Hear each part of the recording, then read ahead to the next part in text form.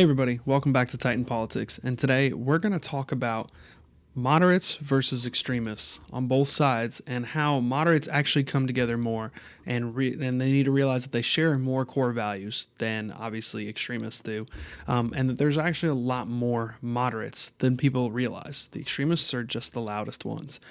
So let's first look at a Gallup poll, or sorry, Pew Research, which says 67% of Americans actually fall consistently between liberal and conservative. And Gallup now has independents now make up over 43% of U.S. adults. And independent doesn't necessarily mean that, well, they strive to some conservative and liberal views. Some are actually conservative independents and some are liberal independents.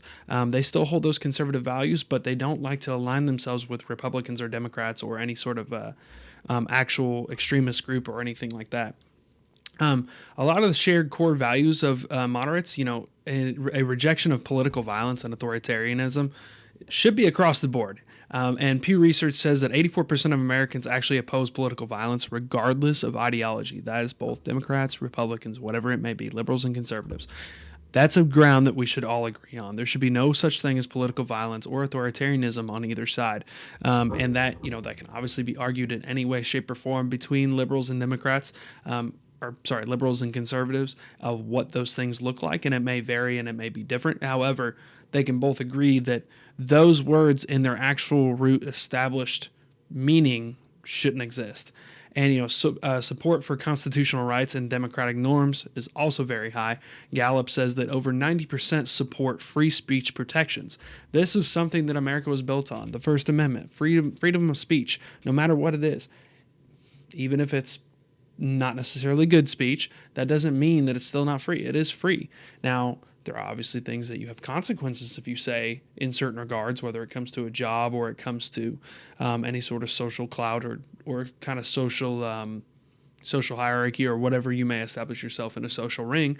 If you say something, somebody may find it, demoralizing or whatever it may be. However, that at the same time doesn't mean that you can't say it. You can still say it without any consequences in the sense of like actual legality. And moderates actually reject racial nationalism and neo-Nazi ideology. ADL says that less than 10% of conservatives actually express sympathy for white nationalist ideas.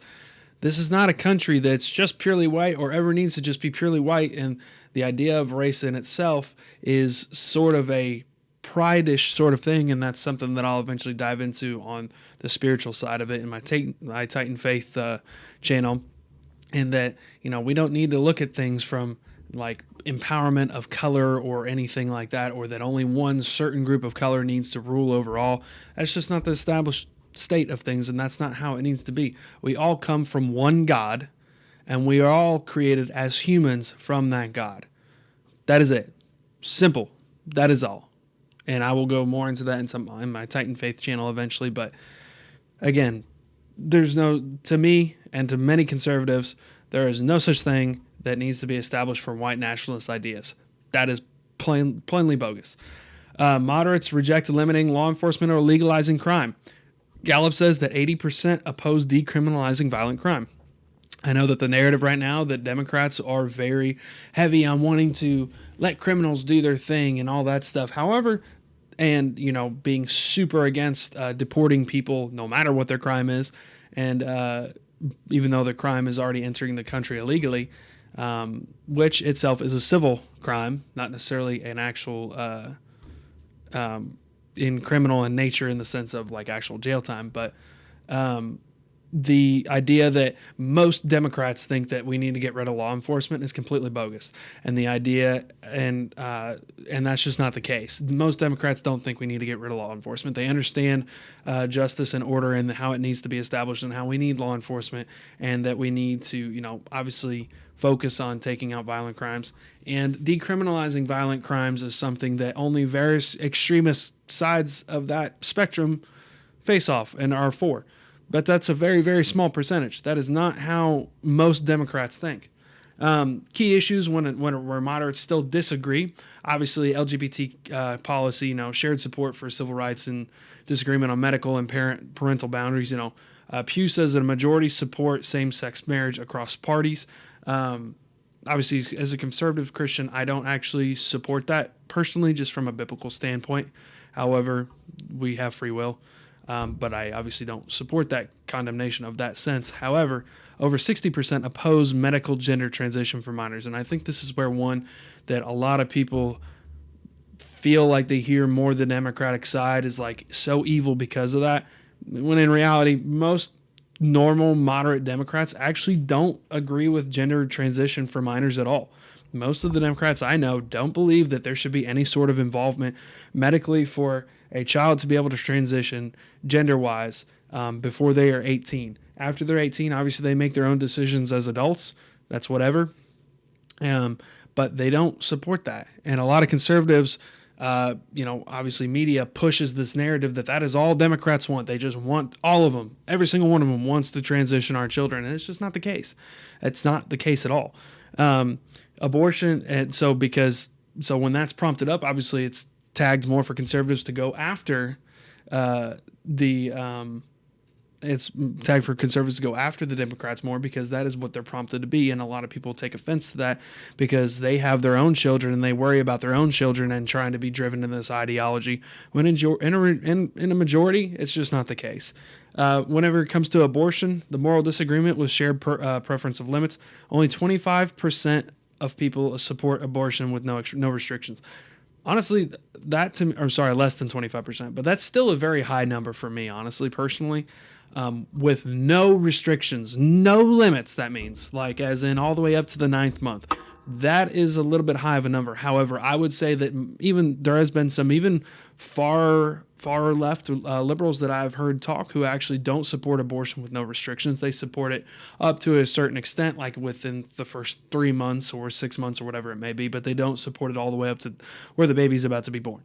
And I think that is a majority of Democrats. They don't support it all the way up till the babies are about to be born. I don't support it, period, personally. And I know most conservatives don't support it, but there are some conservatives that actually do support abortion in the sense that, like to a certain extent, to a very short period of time. It's like up to like 6 weeks or up to like 12 weeks or whatever it may be. They support it for that decision because I don't know for what reason, but that's just they do.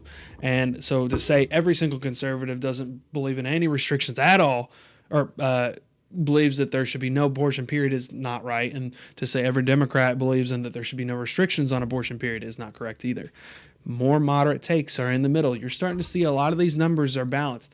It's just the louder voices that get the recognition because they are louder, and that's what the media wants us to do. They want to drive a wedge between us to simply say that all of us are this certain way and that all of us don't think this certain way. And earlier I said the whole I don't personally in my spirit, in my faith, believe in same-sex marriage, but at the end of the day, I am not the one changing the laws. And I'm not going to sit here and constantly combat something that is already set in law in that sense of regard. I will do that from a biblical standpoint where I will combat the actions of a person, but the actual law itself, a lot of people, especially conservatives, still agree with it.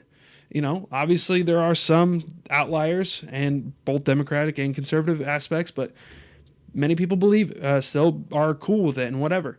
Immigration agreement on legal pathways, disagreement on enforcement. So over 70% of people support legal immigration increases. That includes conservatives as well. I am for immigration. I think it should be allowed legally. And obviously there needs to be a certain limit that it needs to be allowed. But obviously some aspects of it need to be slowed down when there is a mass majority of people who have influxed into the country illegally. And, obviously there's a whole different discussion whenever it comes to, violent offenders and stuff like that. And I'm actually of the belief, my personal self, that if somebody has been here illegally, even though they have entered here illegally, I believe if they have done their due diligence for at least 10 to 15 years with no crime, they have committed no other crime except entering the country illegally, they can show proof of paying taxes and that they are actually being a forefront person into putting back into America, into the economy, and actually being a working hand for America, and they can provide that legal proof, they should be granted citizenship if they are here and have had no issues whatsoever. However, I think that needs to be a hard stop at about 10 years and below, because, obviously, or I'd even say 5 years, I'd be a little bit more open for that, with very good, very, very good behavior, because within 5 years, most people will commit a crime. That is like a kind of time frame that has been given. And I think by that time, we'll know if this person is going to continue to be a good developing citizen of our United States or not. But again, I don't think there should be any sort of illegal immigration that is allowed into the country, but I also believe that we should allow legal immigration and legal immigrants into the country that want to come and make a better life for themselves in America. Obviously, media is a huge manipulator of all of this, and even among moderates, media incentives, they reward outrage, not accuracy at all. MIT Media Lab has false or emotionally charged political news spreads is 6 times faster than factual reporting. So if a CNN is going to take a story and they're going to immediately go to their side, typically more leading Democratic or liberal, and they're going to make it the farthest reaching possible point they can for that side. Same with Fox News in the side of conservatives and Republicans.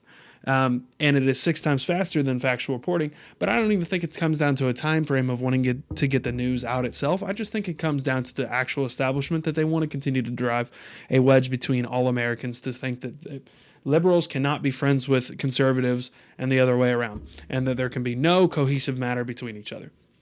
And, on cable news and social media, algorithms obviously prioritize engagement over context. So you're going to see more explosive videos, more heated discussions, more prompted ideas of derision between the two groups than you are going to see actual factual-based reporting. And that is my whole thing here, is I'm going to cover factual-based reporting in a lot of this. Here's a perfect example. For the conservative side, January 6th coverage. There was selective framing that fueled polarization. Some outlets framed all conservatives as complicit, despite most condemning the actual violence that occurred. Over 70% of Republicans said the violence was unacceptable on January 6th. So sitting here saying that, because you're a conservative, you automatically think that January 6th was good and all that stuff is just not correct at all and not factual, and it's just demonizing conservatives more. Same with the COVID-19 policy coverage. Skepticism was portrayed as extremism. Moderate concerns about mandates were often equated with denialism. So if a conservative or a Democrat had a concern with the actual mask, they were automatically deemed as you're denying everything about this, which just isn't the case. And even I remember a lot of the Wuhan lab conspiracies, that it came from a lab in China. They were shunned. Those people were shunned and talked as conspiracy theorists. And then guess what? A few years later, it came out. It actually was true. And that's the problem, is people want to jump to the closest conclusion possible to help them win their case and their side, than actually look at the facts of the situation. Gallup reports that large portions of vaccinated individuals still opposed indefinite mandates. So, I think that a lot of these people that were getting vaccinated and wanted to get vaccinated, that they were not all saying, okay, that's it, we need to lock down everything and continue to stay locked down until every single human being in the United States is vaccinated fully. That is not how it was working. A lot of people didn't think that all these gatherings shouldn't be opened up anymore. A lot of conservatives, a lot of liberals were saying, hey, we need to open up our schools again. We need to get kids back in school. We need to be able to go to church again. We need to stop with this, only so many people can come into a grocery store at a time. We need to stop with this whole, people can't go and visit restaurants and they can't have family gatherings and all these super extremist ideals that you couldn't even be with family on their birthdays or go to funerals or anything like that. Most people did not support continuing those efforts. They were tired of the crap and they wanted to be able to actually go back out and be social.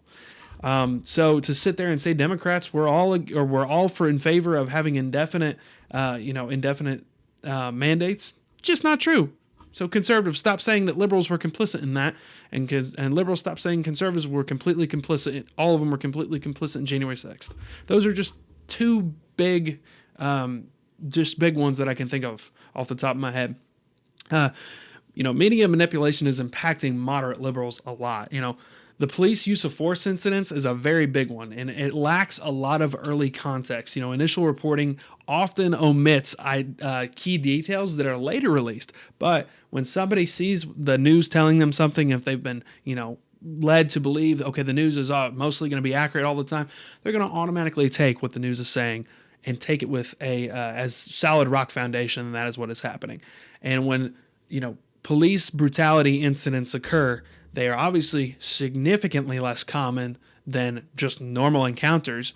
I can't remember the exact percentage. I'll have to go and look it up, but I believe it's something like 97% of police encounters are completely like there's no form of police brutality or anything like that, and only 3%, which is still a very large number, but 3% actually have some sort of issue with police brutality. Most of them are common and just kind of, okay, go on your way, or I'm going to arrest you and there's no issue.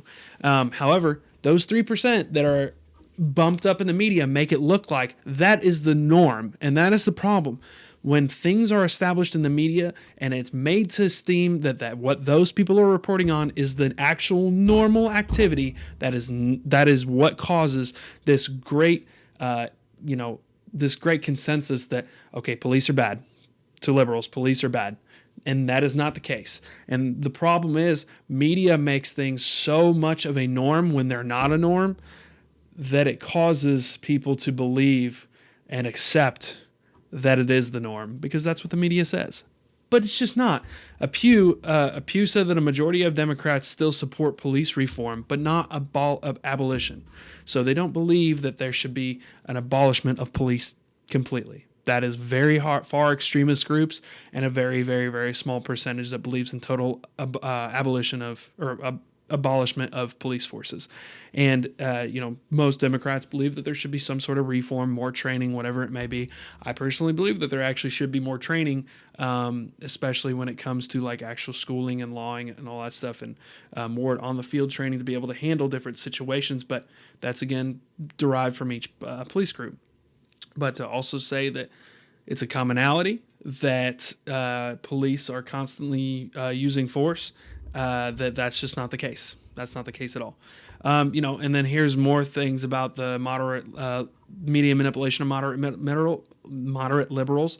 Border and immigration coverage, humanitarian framework without enforcement context. Media often excludes capacity, security, and local impact concerns. They don't show localized dealings and localized impacts of the actual community that is dealing with these with illegal immigrants as well, whether they're criminal in nature or just civil in nature, whatever it may be. Polling shows the Democrats also support border enforcement alongside legal pathways. So obviously you hear some conservatives that are like, just round them all up, get them out of here. And then you hear some Democrats just say, no, just let them all stay. Most people are sitting here saying, no, we need to have border enforcement, but we also need to do it in the best legal way possible. Don't break anybody's constitutional rights. Obviously, don't mistakenly send somebody who is a citizen just based on their skin color or whatever it may be, and whatever you may think they if you think they're a legal immigrant because they only speak Spanish, that is just not the case maybe sometimes. But that's kind of just a more nuanced take. Why the media dynamic deepens this divide is obviously just, extremes are portrayed as representatives of entire groups. Like I said, the media wants to make norms of extreme situations to cause more division. And that's the problem. Most people that watch the news and still believe in traditional media and the news have that take automatically. And then it doesn't help when politicians expand upon that same exact take. And I wish that there was truly somebody that, I don't think there is anybody in the political world right now that just has this more true moderate view of like, okay, that's not the norm for this and that's not the norm for this. Most Democrats are not supportive of transgender ideology for minors, all this LGBTQ stuff, and like making the whole U.S. Follow LGBTQ and just letting all illegal immigrants stay no matter their crimes. That is not Democrats. That is not most Democrats. That is only extremist portions of those groups. Most conservatives are not neo-Nazi liberal or neo-Nazi white supremacists that want all colored people gone, that want all any kind of immigrant gone, that want all these different groups to just submit to their white nationalistic Christian ideals. That is not conservatives. That is a very extreme small portion of the conservative group. The media just wants to push up both of those groups because it makes the divide that much bigger. Obviously moderates feel misrepresented and pushed, and they feel pushed defensively towards different camps because of the takes that other people place on them. When somebody is constantly, if you hear, oh, I'm a Democrat or I'm a liberal, and a conservative comes at them, oh, so you want to transgender minor kids. What do you think that's going to do? They're going to get defensive and be like, what, why did you just automatically assume that? Like, no. Or if, a liberal meets a conservative Republican, oh, you're just a white neo-nationalist Nazi. No. Like, these constant just extreme takes of each group is the problem here, and obviously we're trying to fix that problem. Trust in the media has obviously collapsed across party lines. Gallup says that trust in mass media is at historic lows among all Americans, which I think is a good sign. I actually believe that is good, because if we continue to pressure the media to actually focus on based factual news representation rather than party representation. It needs to be fact over party representation. Simple as that. Obviously we have to reclaim the middle. Moderates have to resist outrage-based narratives. Healthy democracies require skepticism, context, and good faith debate. We're not going to agree on everything, but we have to come together and understand that most of us are actually very attuned with each other than we realize in a lot of different things, especially fiscal things. Social things, different story maybe, but fiscal things, a lot of us are in tune with. Unity is not necessarily agreement, but it is a mutual restraint. Most Americans want solutions, not just simple ideological warfare across both party lines. That's just not healthy for America as a whole. And I think that conservatives and liberals need to come together and actually formulate and understand that the media is so derivative or is so divisive among them, pushing them towards this idea of division is going to keep them down, which is exactly what the governments want. I don't care if it's Republican or Democrat. They want us at each other's throats because then it's easier for them to establish control and hold that control. It's that simple. Whether it's the Biden administration, the Trump administration, the Obama administration, the Clinton administration, it doesn't matter. It's been happening more and more and more, and it's got more and more divisive over the years. There is constant warfare between the ideological sides of the aisle, and the problem with the politicians promoting it more and more and more is it's never going to end, because you're going to have people that follow them like sheep that will continue that ideological warfare, spread it on to their children, and we need to understand and come together and establish that, no, not all Democrats think this way and not all conservatives think this way. There is a lot in the middle that we agree on, and we need to be able to come together and focus on those things. And Democrats are all about freedom and establishing, pushing more or allowing more boundaries and growth, and conservatives are all about conserving ideals and traditionalistic values. And I think you can cohesively mesh the progress and traditionalistic values together in a healthy way. Sure, we're not going to agree on the social things 100% of the time, but we can still move forward and come together and unite in those ideals that we do have together. Always, and we can make it about us as Americans first. Again, I know America First movement is all this, the big rage now and all that stuff, and everybody's against politicians and all that, but let's look at the actual enemy. The enemy in the way of all this is simply our pride to accept that sometimes we're not 100% right about things, whether you're liberal or conservative. Sometimes you have to be able to listen to the other side. Sometimes you have to be able to establish different socialistic traditionalistic values to work together and bring it into the norm of your society to move forward. We have to come together. I'm not for socialism, but anyway, I didn't mean to say socialistic, but we have to push together and become a solid, moderate group that are Americans, not conservatives, not liberals. We're Americans.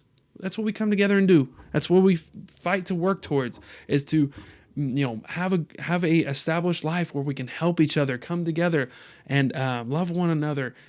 For my aspect, bring more people to the kingdom of God. And if they don't want that, then that's okay. Then that's their choice. Not necessarily that's okay, but that's their choice. And that's the freedom of the will that they have. God gave us free will to have those choices. And now we can come in, but instead of just making it all blood and warfare, we need to come together and make it all about unity and cohesiveness and work together. Anyway, I digress. I hope you guys enjoyed this episode, and we'll get to some actual news coverage possibly on the next one, or we'll continue to cover sort of stuff like this, but we'll see. Anyway, guys, have a wonderful day.